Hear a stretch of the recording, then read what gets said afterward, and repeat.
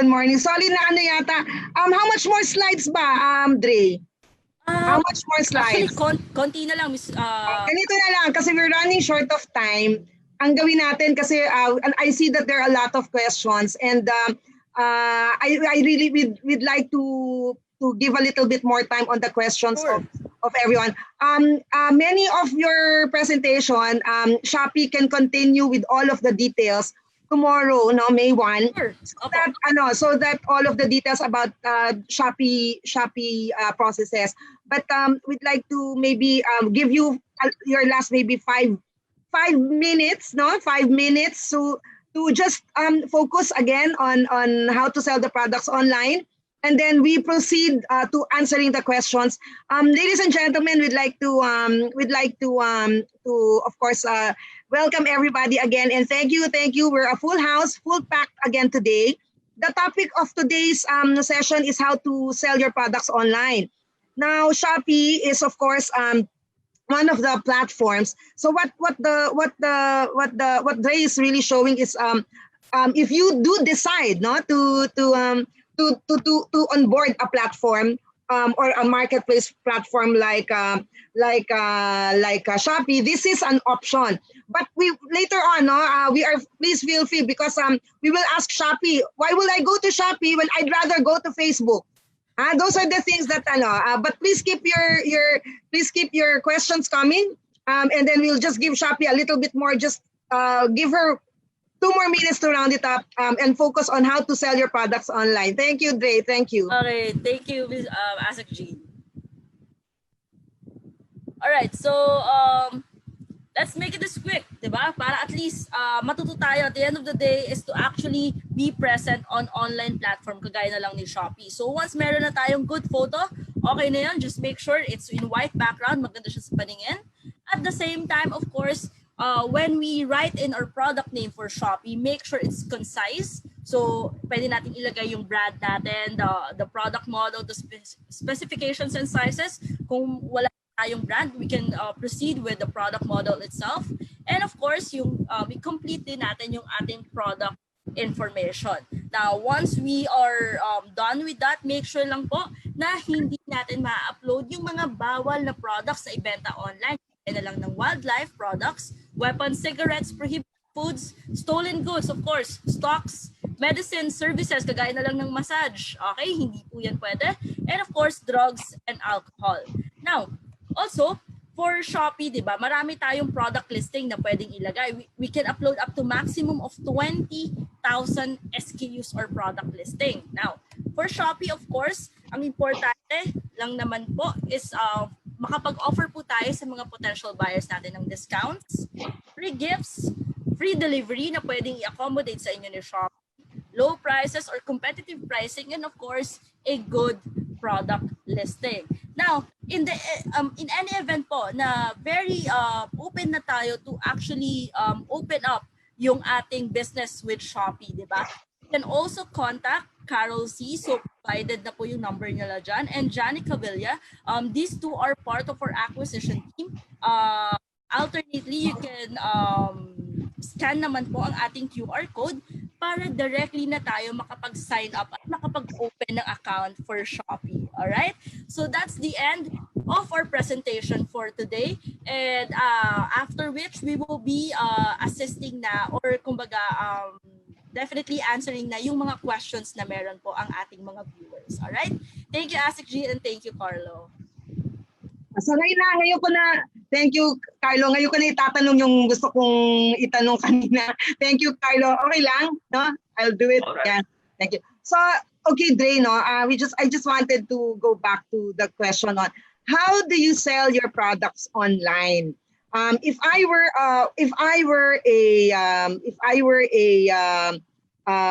an SME, pwede akong mag-website. Ay, hindi naman ako pumunta kay Shopee, di ba?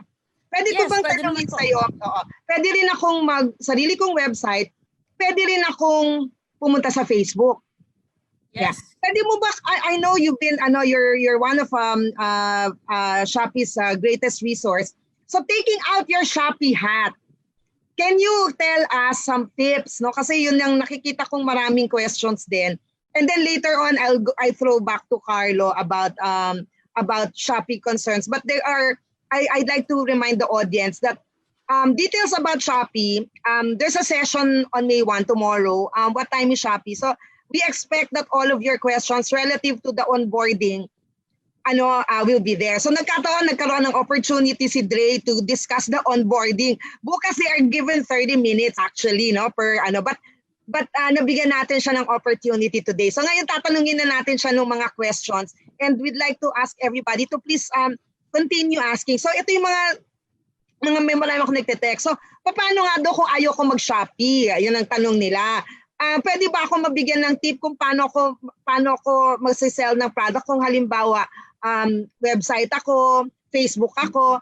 So taking out your Shopee hat, I know that's difficult, but can you give tips kung if I were and then as a beginner, 'di ba? As a beginner, what do you think are the tips that you can give all of the SMEs that are here today from all over the country? So baka pwede kang magbigay ng tip. Yun lang ako, and then I give the floor back to Carlo. Okay. Take out the Shopee hat. So guys, if I were to take off my Shopee hat, 'di ba? Ang importante lang naman for any kind of businesses is first, of course, ready tayo to take on any risk, 'di ba? So, of course, very risky, 'di ba? When it comes to doing online businesses and online transactions. So, make it a habit now you have good products to post in any other platform or in Shopee platform. Meron tayong good product post pictures. Marunong tayo on how to have a good product listing or good product SKU, what we call them. And then, of course, make sure lang at the end of every day is competitive yung pricing natin in such way na hindi titignan din natin yung market. Is this price is competitive to what is currently posted on the market? I think it goes for not only for Shopee, no, but for any other online businesses, di ba? Ang importante, marunong tayo kung ano yung in-demand na products, kung how can we showcase these products in such way na maraming bibili at marami tayong potential buyers. And of course, competitive yung pricing natin. And of course, mas maganda kung may protection tayo, 'di ba? When it comes to doing online businesses, which is again matutulong sa atin ni Shopee Philippines. So I guess that's the main answer to the question of Asset Jean.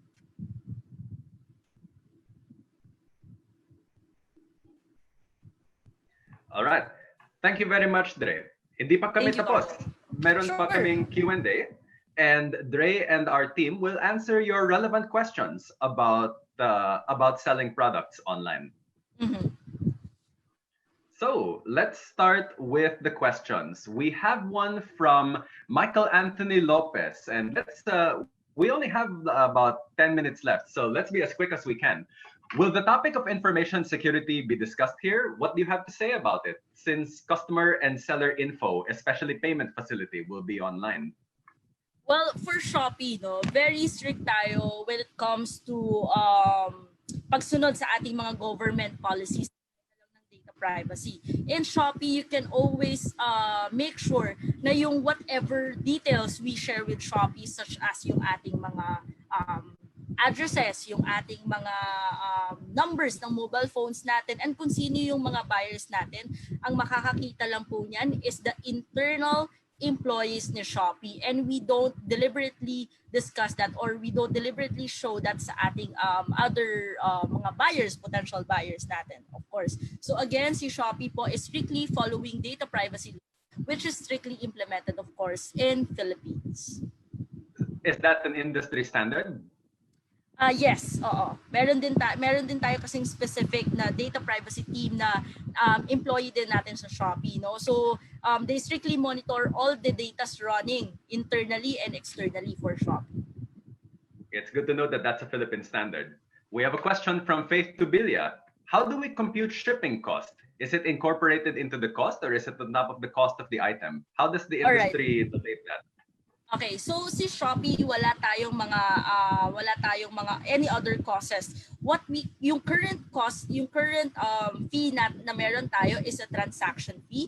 So yung transaction fee natin very minimal lang, So usually ginagawa natin to para ating mga delivery riders or sa mga partner couriers natin to actually fulfill orders. Kagaya na lang po if we are a seller located in Baguio or Ilocos, di ba? And then meron tayong potential buyer or buyer na bumili sa ating online store which is located in Mindanao. Now, that transaction fee will cover mostly of the fulfillment.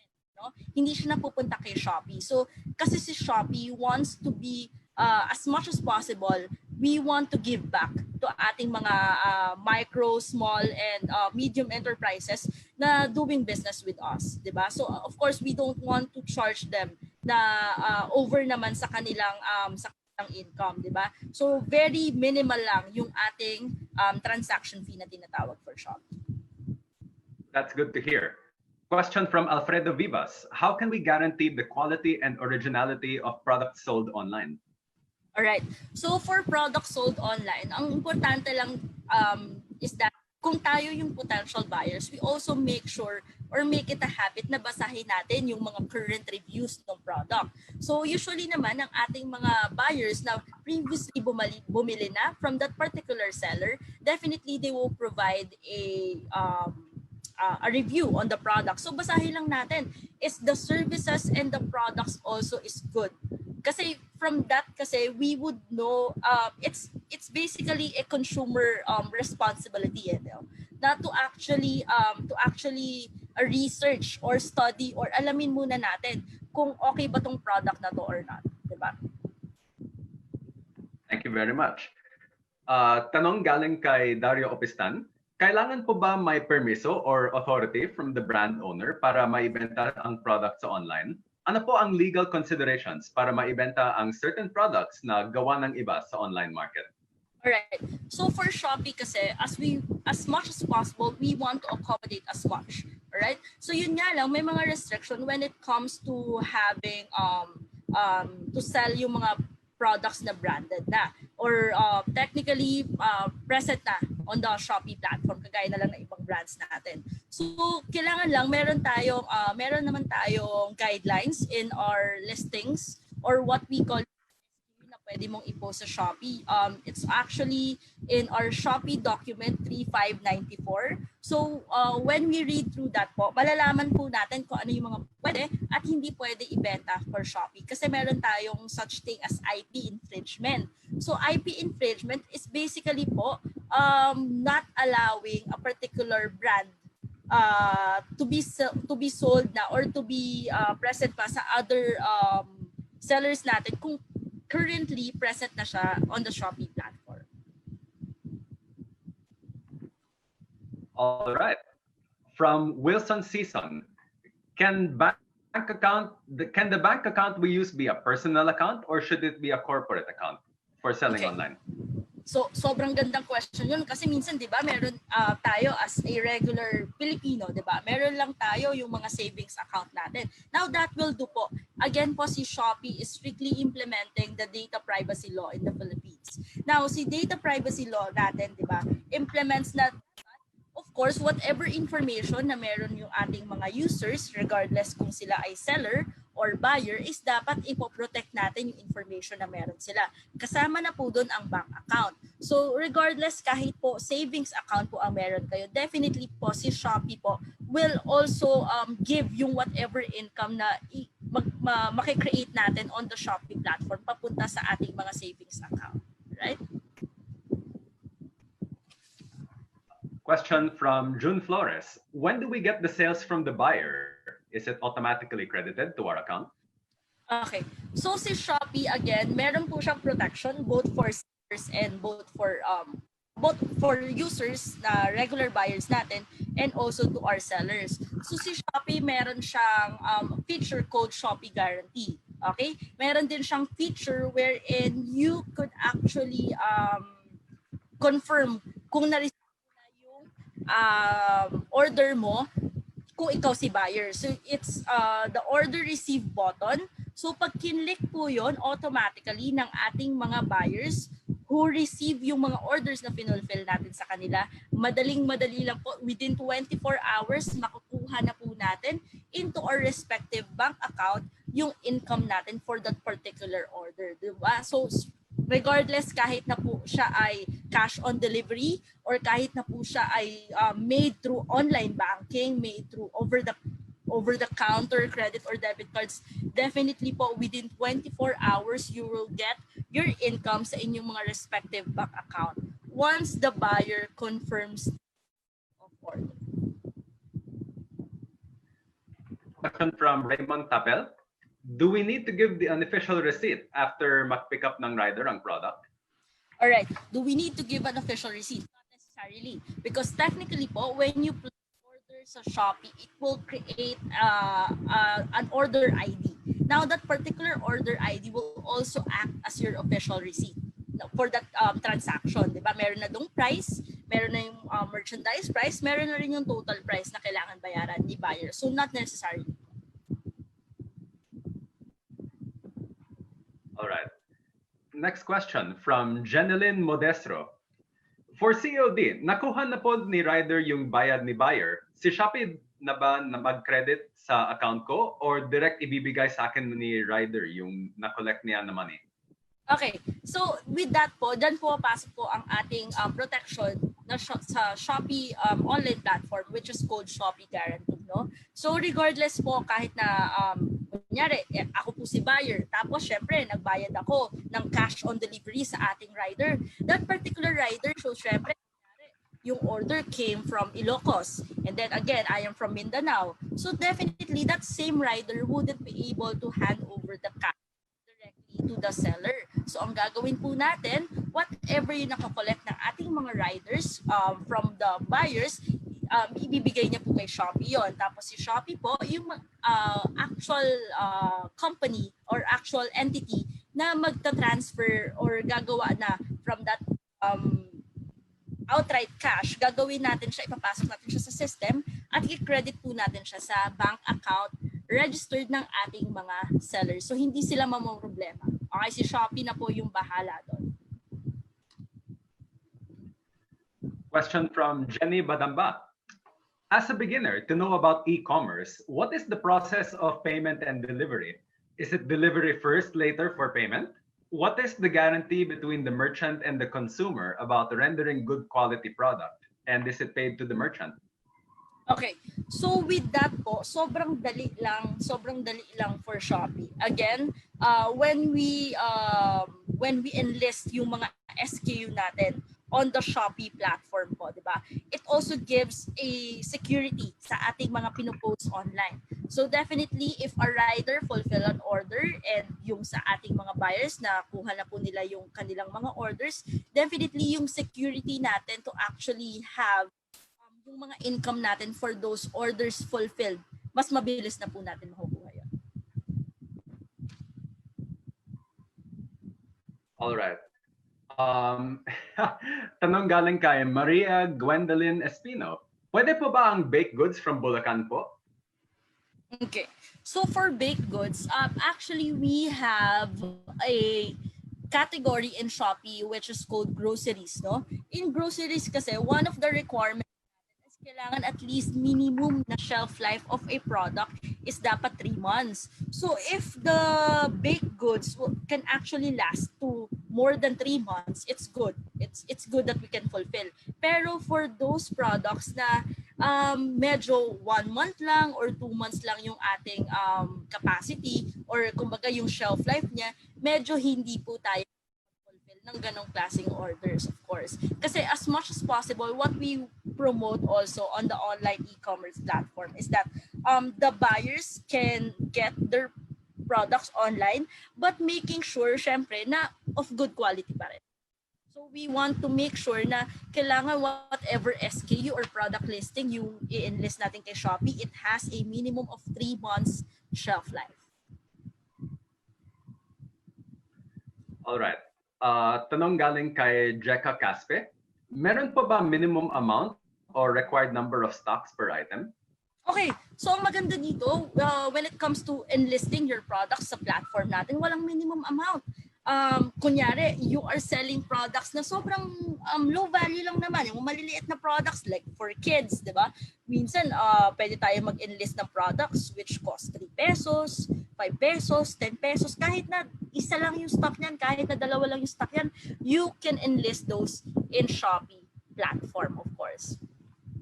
So wala tayong limits on kung ano yung dapat na presyo niyan or ilan dapat yung stock niyan. Basta may stock ka, definitely po, dapat may stock kayo on hand. Like meron kayong stock, hindi po tayo pwedeng mag-enlist ng products na wala naman tayo physically, 'di ba? Or zero stocks tayo physically, 'di ba? Hindi tayo po pwedeng mag-enlist ng products. So unless that product has a stock on your hand, definitely po pwede po tayo mag-enlist on the Shopee platform, regardless kahit na magkano po yan. Lovely. This is a popular talk. We have so many questions coming in. If it's all right, we'll be extending for 10 more minutes to accommodate more questions. Sure. So, isa pa to. Eric Chavez, pwede po bang magbenta ng second-hand quality gadgets?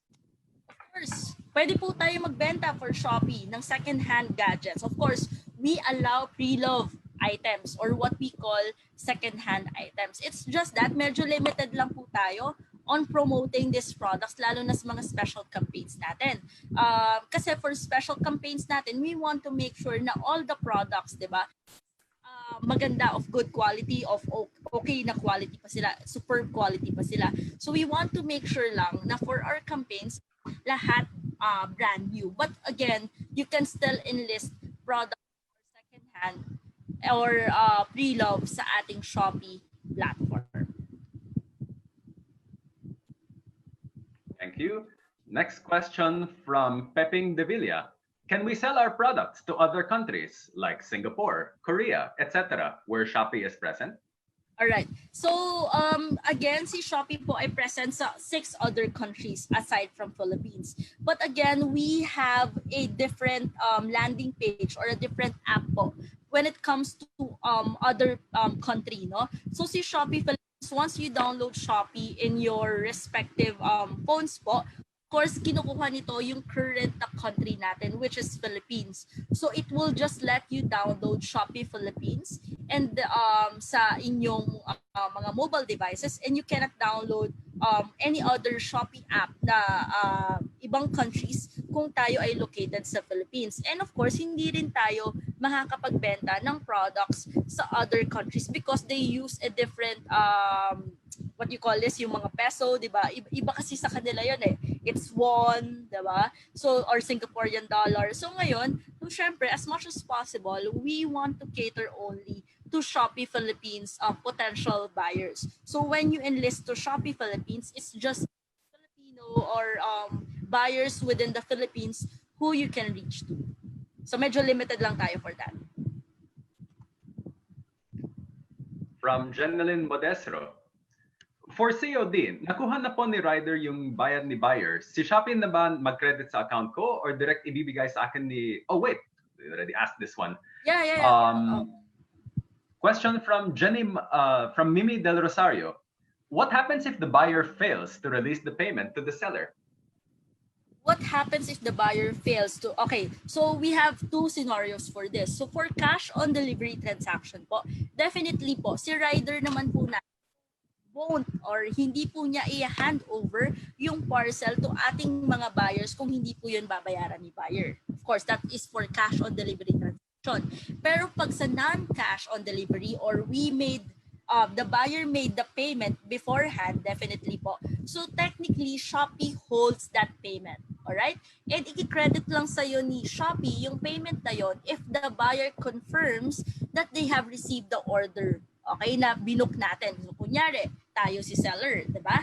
Tapos, we fulfilled an order for Shopee. Definitely, the only time that the Shopee will release the payment to us, sellers, is pagka nag-confirm na si buyer na nasa kanya na yung parcels. So, again, we emphasize on the protection of being on the Shopee platform. No? So, regardless if you transact cash on delivery, definitely Shopee can give you the security na ma-fulfill at matatapos ng inyong mga potential buyers. From Gigi Degal. Does DTI have dedicated staff in its regional and provincial offices that can assist MSMEs in the area who would want to go online or who can attend to their e-commerce related inquiries? I think so, no, Carlo? I mean, for DTI, I think they're strictly monitoring naman, regardless of the location of the business or the entity. They're strictly monitoring naman all businesses that coincides yung mga business ng micro, small, and medium-sized enterprises. All right. One more question. Pwede po bang i-reduce nyo ang commission nyo for a startup na NSME tas may cut ko ayo agad na commission? Di po kasi nagiging competitive. Another po, pwede nyo rin bang i-cut yung time, yung pagre-remit ng bayad ng customer to seller para mas mabilis po ang ikot ng pera? So first is that yung first question, Carlo, would be pwede po bang i-reduce niyo ang commission niyo for a startup na MSME tas may cut ko ayo agad na commission? Okay, so for that, again, si Shopee po kasi hindi po siya after the commission. What we have currently is the transaction fee, which again, na-discuss na natin kanina, transaction fee covers very minimal, 'di ba, ng payment natin to our yung mga riders natin or couriers natin who actually fulfill the orders. So in any event po na meron po naman tayong mga ibang fees na na-charge sa inyo ni Shopee, you can always call our customer service hotline definitely to be able to assist you with those kinds of queries, diba? And then the second question, Carlo, is that if we can limit or at least pabilisin natin yung ating mga bank payments, tama? Yung mga payments ng ating mga buyers, correct? Yun yung second question. Yeah. Now, for that, kasi Yes. minsan, di ba, when our buyers choose the cash on delivery transaction, di ba?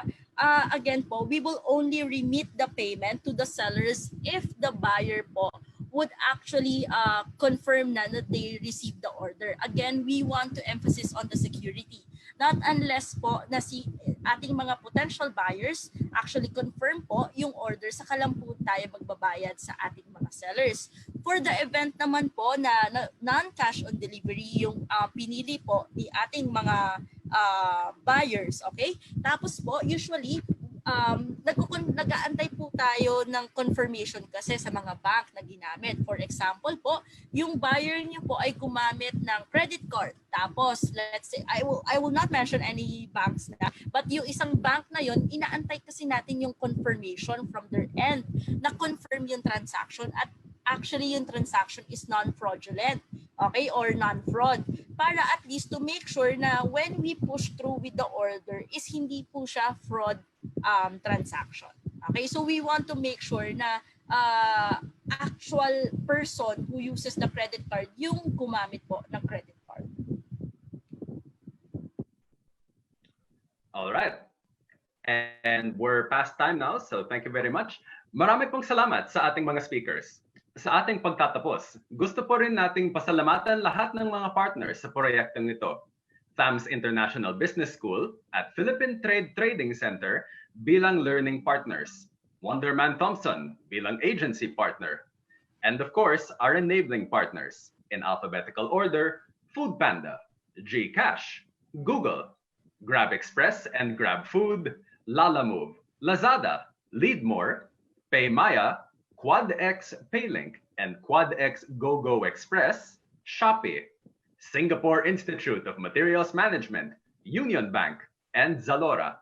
Salamat sa lahat ng mga viewers para sa session na ito. Sana ay nakatulong po ang inyong negosyo ang ating session. Gusto po namin kayong imbitahin sa mga susunod pa naming webinars hanggang Sabado. Pakisagot po ang ating online survey form when you leave this webinar. We will use this to further improve our services moving forward. Please do attend our succeeding webinars as well. We will flash on screen the schedule for the remaining webinars this week. Again, thank you very much, everyone. Please visit our official Facebook page, DTI E-Commerce, or send an email to DTI E-Commerce Office at echo@dti.gov.ph. Happy rebooting, and God bless us all. Mabuhay! Carlo, if I can promote also, just a few minutes, if I can promote also yung Shopee webinars natin for Shopee, for those na interested into joining our e-commerce industry or into joining our platform, we also have webinars and income trainings na very present po. Makikita niyo po sa ating shop website yung mga schedule. All right? So that's it, Carlo. Thank you. All right. Thank you. And one final word from ASEC Jean Pacheco.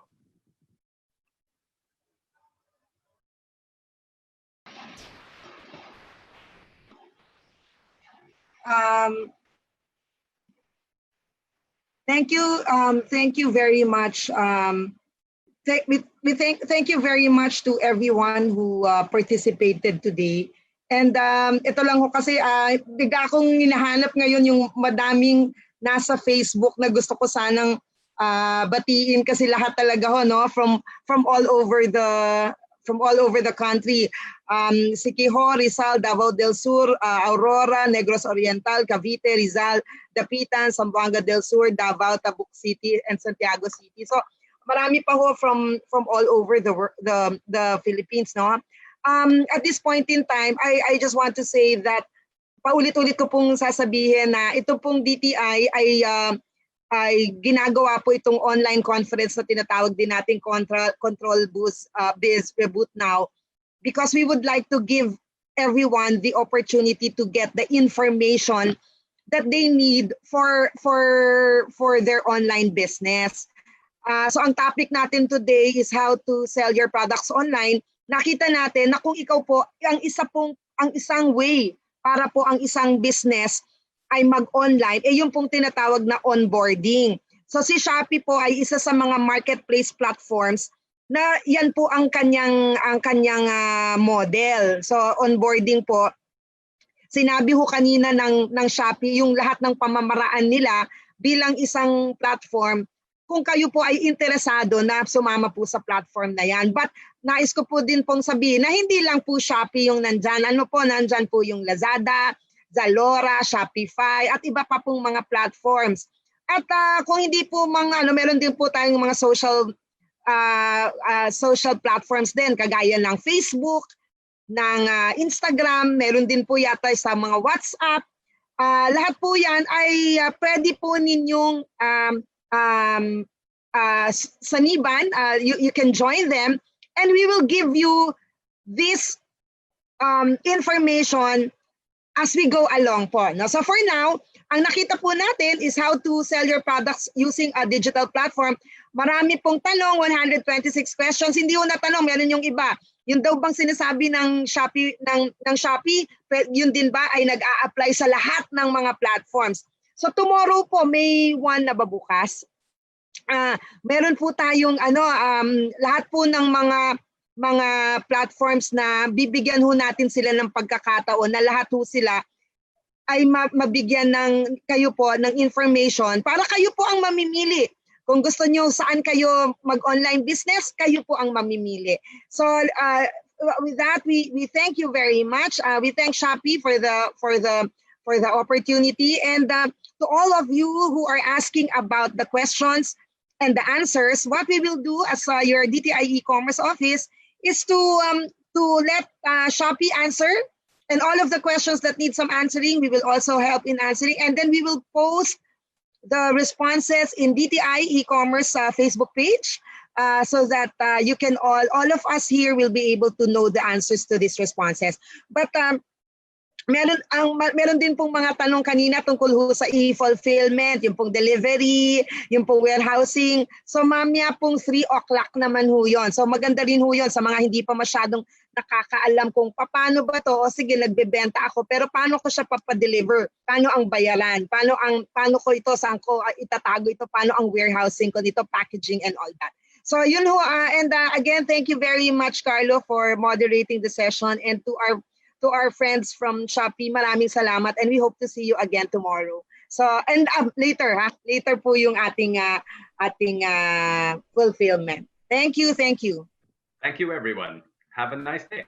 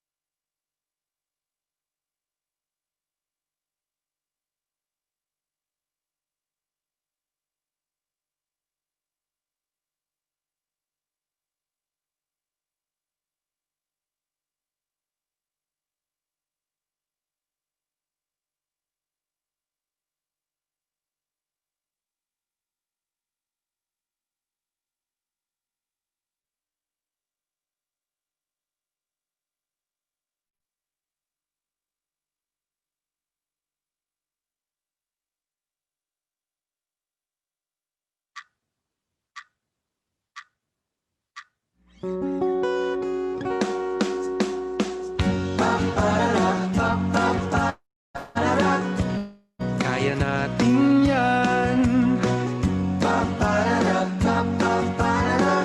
Kaya natin yan. Kung nais umasenso, manap ng trabaho, o di kaya'y subukang magnegosyo. Lumikha ng produkto't sikaping lumago, inspirasyon mong pagkapiko. Katuwang ng gobyerno sa iyong tagumpay, iisa ang ating hangarin. Pag may abilidad at oportunidad, tiyak na ang lahat ay uunlad. Trabaho, negosyo, kabuhayan, kaya natin yan. Walang iwanan. Go lang ng go mga kaibigan. Trabaho, negosyo, kabuhayan, kaya natin yan. Sulong Pilipinas! Go, go, go, kababayan! Kaya natin yan. Kaya natin yan. Kaya huwag magtipid sa iyong mga pangarap. Sige-sige sa pagsisikap. Asenso'y sigurado sa hinaharap. Manalig lang palagi sa sarili. Trabaho, negosyo, kabuhayan, kaya natin yan. Walang iwanan. Go lang ng go mga kaibigan. Trabaho, negosyo, kabuhayan, kaya natin yan. Sulong Pilipinas! Go, go, go, kababayan!